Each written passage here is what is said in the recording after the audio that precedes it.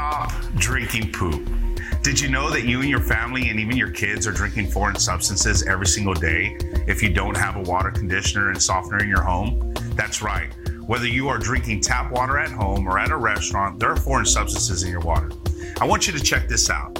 In 2017, Saul's Water Report reported that 5% of all monthly samples test positive for coliform bacteria.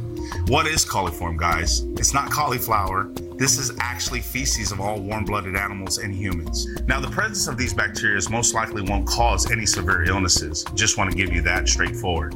However, if there's anything in your water, do you want anything in your water but water? I know I don't. So the man that I'm going to introduce you today to is Mr. Pablo. Mr. Pablo is a certified water specialist that can test your water in your home and tell you exactly what's in your water. Mr. Pablo, are you ready?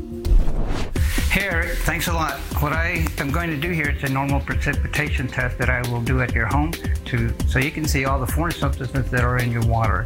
So first we start off with the clean bottled water. Just listen for the crack. Pour it into the blue test tube. That's going to be the clean water. And then this is normal tap water. It's going to go in the red test tube.